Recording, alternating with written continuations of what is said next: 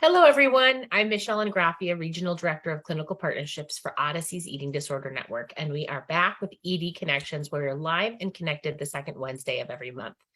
At Odyssey's Eating Disorder Network, we're comprised of Astor Springs, Shoreline Center for Eating Disorders, Selah House, Toledo Center, and Magnolia Creek. Our expert clinical teams help clients understand that recovery is possible by utilizing individualized treatment plans unique to the client. And we use a combination of evidence-based practices and multidisciplinary treatment teams for individual therapy, family therapy, nutrition services, and medical care. And our goal is to make each client feel comfortable and relaxed as we conduct all levels of treatment in a home-like setting.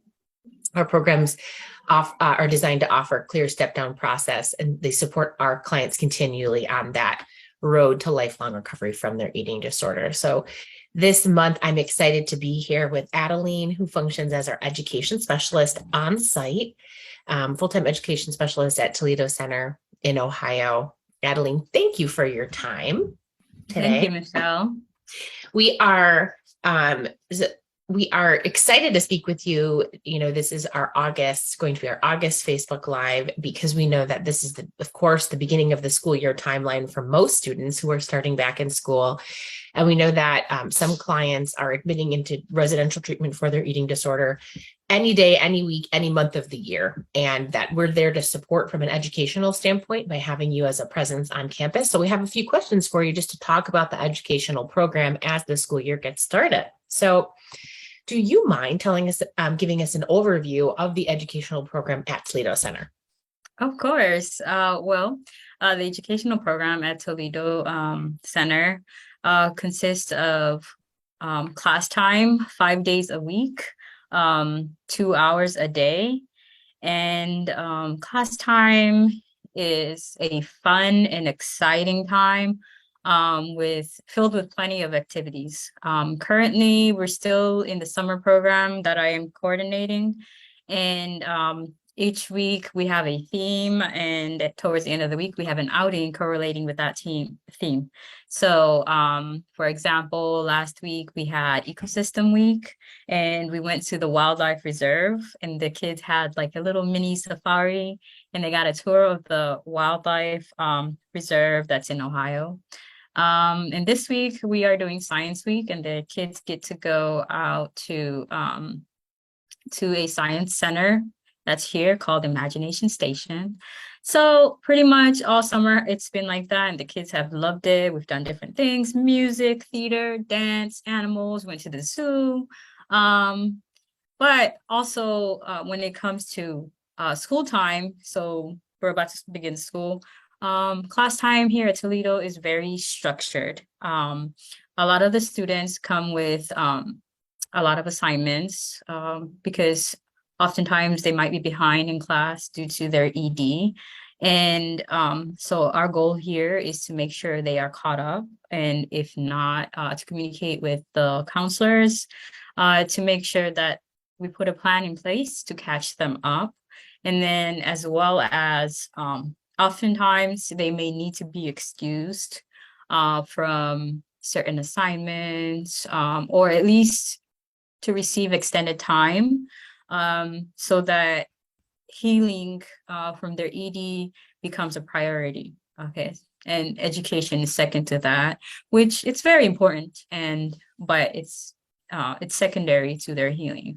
And so basically my goal here is to make sure that education is a smooth process for them, and that they're not really stressed with school, so that they can focus on their therapy and their healing overall. Oh, wonderful. So it sounds like you take advantage of the summer being a little bit more of a downtime for students. And then during the school year, we're using those 10 hours a week to make sure that they're staying on task with their assignments. And it sounds like you manage and own a lot of the communication with schools. I know you had shared with me earlier, sometimes on average communicating with the counselor at a school upwards of like 3 times a week, just back and forth, and helping submit work, make sure that gets in, and keep things moving. So once we check box for one assignment or unit, we're moving on to something else. Yep. Yep. So yeah, I communicate with the counselor 3 to 4 times a week on a needed basis. Yeah. Um, Basically to scan assignments, to send back to the teachers or print out assignments. And then um on a bi-weekly basis to double check that they received everything, if they have any questions. And often as I work with the counselor, I'm also working with the parents. So basically I try to be the liaison between the parents and the Mhm. counselor. And That's my great. goal is to make sure that the transition from this school to this center is as smooth as possible. And oftentimes, parents don't know what to advocate for when it comes to like certain assignments. So I play that role as the advocate, trying to, make sure that um, the school knows what's going on at the center and the center knows what's going on at the school, so that at the end of the day, our uh, patients are receiving Yeah. the best outcome. And probably also that there are no surprises. Everybody's on the Yeah, same page, which is great. I yeah, know every student, every client presenting to treatment um, has a unique set of circumstances. Sometimes we get inquiries from parents about extra time being allotted for schoolwork outside of classroom hours mhm. for specific assignments or units or semesters. And so, can you tell us more about your experience with that so far? Yeah. So each patient that comes in, I'll basically sit with them and get all their information and then come up with a plan, working with their parents and their counselors to catch them up on their assignments. And then sometimes some of the patients are ahead. So Mhm. also coming up with a plan so that they're not sitting there doing nothing Great. while everybody else is working. So Yeah, it's both ways. It could go both ways. sure. So often it's basically coming up with an individualized plan for each patient. Beautiful. Well, I'd love to know more about you as an individual and what you are bringing to our team at Toledo Center. Do you mind telling us more about your experience in the educational setting? Well, prior to coming to Toledo Center, I worked as a teacher for 3 years. I started out back in Maryland at a specialized school, working with students who have individualized learning plans, aka IEPs. And all the students had either ADHD, dyscalculia, dysgraphia, dyslexia, the whole gamut. So, and I saw different personalities, and that experience taught me a lot as far as working with students and just learning to take each student and meet them where they are, and then coming up with a plan to cater to their learning difference. After that, I moved out to Michigan, and I worked at a charter school as a middle school science teacher. While I was in Maryland, I was a biology teacher, high school biology teacher, and a middle school science teacher, as well as an anatomy and physiology teacher. So I am very sciencey. I love that.